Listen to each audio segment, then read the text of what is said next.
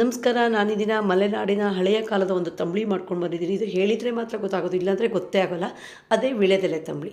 ಬಹಳ ರುಚಿಯಾಗಿರುತ್ತೆ, ಆರೋಗ್ಯಕ್ಕೆ ತುಂಬ ಒಳ್ಳೆಯದು, ಸಿಂಪಲ್ಲಾಗಿ ಮಾಡುವಂಥದ್ದು. ಹಾಗೆ ವೀಳ್ಯದೆಲೆಯಲ್ಲಿ ತುಂಬ ಔಷಧೀಯ ಗುಣಗಳು ಇವೆ. ಬನ್ನಿ ಈಗ ರುಚಿ ರುಚಿಯಾದ ತಂಬಳಿ ಮಾಡುವ ವಿಡಿಯೋನ ನೋಡ್ತಾ ಹೋಗೋಣ. ನಾನು ಒಂದು ತಟ್ಟೆಯಲ್ಲಿ 5 ವೀಳ್ಯದೆಲೆನ ತಗೊಂಡಿದ್ದೀನಿ. ಈಗ ಸಣ್ಣದಾಗಿ ಹೆಚ್ಚಿಟ್ಕೊಳ್ಳೋಣ.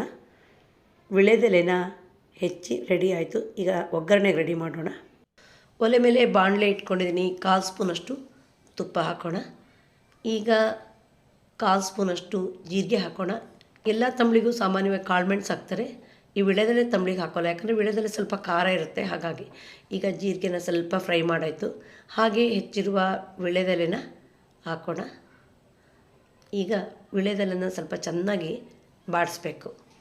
ಯಾವುದೇ ಸೊಪ್ಪು ಅಥವಾ ಎಲೆಗಳನ್ನು ತಂಬಳಿಗೆ ಉಪಯೋಗಿಸಿದರೆ ಸಣ್ಣ ಉರಿಲಿ ಚೆನ್ನಾಗಿ ಬಾಡಿಸ್ಬೇಕು. ಇಲ್ಲ ಅಂದರೆ ಅದು ಹಸುಕ್ಲು ವಾಸನೆ ಬರುತ್ತೆ. ತಂಬಳಿನೂ ಅಷ್ಟೇ ಒಂಥರ ಹಸಿ ಹಸಿ ಅನಿಸುತ್ತೆ, ರುಚಿನೇ ಬರೋಲ್ಲ. 2-3 ತಿಂಗಳು ಮಕ್ಕಳಿಗೆ ಹೊಟ್ಟೆ ನೋವಾದಾಗ ಜೋರು ಅಳ್ತವೆ. ಆಗ ಈ ವೀಳ್ಯದೆಲೆನ ಬೆಂಕಿಗೆ ಕಾಯಿಸಿ ಅದ್ರ ಮೇಲೆ ಹರಳೆಣ್ಣೆ ಹೆಚ್ಚಿ ಹೊಕ್ಕಳು ಮೇಲೆ ಇಟ್ಬಿಟ್ರೆ ಹೊಟ್ಟೆ ನೋವಷ್ಟು ಹೋಗುತ್ತೆ. ಇದು ಮಲೆನಾಡಿನ ಹಳೆಯ ಕಾಲದ ಔಷಧಿ. ಈಗ ವೀಳ್ಯದೆಲೆ ಬಾಡಿಸಿ ಆಯಿತು. ಹಾಗೆ ಗ್ಯಾಸ್ ಆಫ್ ಮಾಡೋಣ. ಜಾರ್ ತಗೊಂಡಿದ್ದೀನಿ. ಈಗ 4 ಸ್ಪೂನಷ್ಟು ಕಾಯಿ ಹಾಕೋಣ. ತಂಬಳಿಗೆ ಯಾವಾಗಲೂ ಜಾಸ್ತಿ ಕಾಯಿ ಹಾಕಬಾರ್ದು, ರುಚಿಯಾಗಲ್ಲ. ಹಾಗೆ ರುಚಿಗಾಗಷ್ಟು ಕಲ್ಲುಪ್ಪನ್ನು ಹಾಕೋಣ. ಅಡುಗೆ ಕಲ್ಲುಪ್ಪು ಉಪಯೋಗಿಸಿದ್ರೆ ತುಂಬ ಟೇಸ್ಟು. ಈಗ ಮಿಕ್ಸಿ ಜಾರಲ್ಲಿ ಒಂದ್ಸರಿ ಜರ್ ಅನ್ಸೋಣ. ಯಾವುದೇ ತಂಬಳಿ ಮಾಡಬೇಕಾದ್ರೂ ಸಹಿತ ಕಾಯಿನ ಒಂದ್ಸರಿ ಪುಡಿ ಮಾಡ್ಕೊಬೇಕು. ಇಲ್ಲ ಅಂದರೆ ಕಾಯಿ ಲೇಟಾಗಿ ನುಣ್ಣಗಾಗೋದು, ಹಾಕಿರೋ ಸೊಪ್ಪು ಬೇಗ ನುಣ್ಣಗಾಗುತ್ತೆ. ಆವಾಗ ಕಾಯಿ ಹಾಗಾಗೆ ಇರುತ್ತೆ, ಹಾಗಾಗಿ ಟೇಸ್ಟ್ ಆಗೋಲ್ಲ. ಈಗ ಹುರಿದಿರುವ ವೀಳ್ಯದೆಲೆ ಹಾಕಿದ್ದೀನಿ. 1/4 ಲೋಟದಷ್ಟು ನೀರು ಹಾಕೋಣ. ಹಾಗೆ ನಯಸ್ಸಾಗಿ ರುಬ್ಬೋಣ. ತಂಬಳಿ ಸ್ವಲ್ಪ ರುಬ್ಬಾಗಿದೆ. ಪುನಃ 2 ಸ್ಪೂನಷ್ಟು ಸಿಹಿ ಮೊಸರನ್ನ ಹಾಕೋಣ. ಯಾವಾಗಲೂ ಮೊಸರು ಅಥವಾ ಮಜ್ಜಿಗೆಯಿಂದ ರುಬ್ಬಿದ್ರೆ ತುಂಬ ಟೇಸ್ಟು. ಈಗ ತಂಬಳಿ ರುಬ್ಬಾಯಿತು. ಬಾಣಲೆ ಇಟ್ಟಿದ್ದೀನಿ. 2 ಪೀಸು ಒಣಮೆಣಸಿನ್ಕಾಯಿ ಚೂರು ಹಾಕಿದ್ದೀನಿ. ಹಾಗೆ ಅರ್ಧ ಸ್ಪೂನು ತುಪ್ಪ ಹಾಕೋಣ.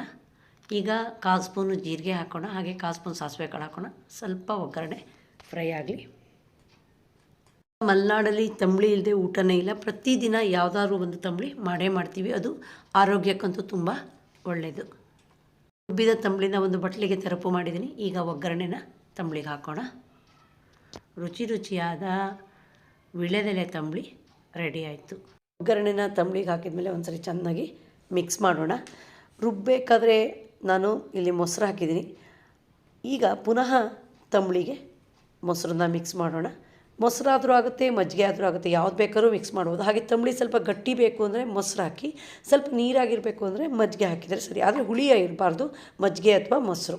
ಯಾವುದೇ ತಂಬಳಿ ಮಾಡಿದರೂ ಸಹಿತ ಊಟಕ್ಕೆ ಒಂದು 10 ನಿಮಿಷ ಮುಂಚೆ ಮೊಸರು ಅಥವಾ ಮಜ್ಜಿಗೆನ ಸೇರಿಸಬೇಕು. ಇಲ್ಲ ಅಂದರೆ ತುಂಬ ಹುಳಿ ಬಂದುಬಿಡುತ್ತೆ. ಹುಳಿ ತಂಬಳಿ ಊಟ ಮಾಡಿದರೆ ಹುಳಿ ತೇಗ್ ಜಾಸ್ತಿ ಬರುತ್ತೆ, ಹಾಗೆ ಗಂಟ್ಲು ಸುಡುತ್ತೆ.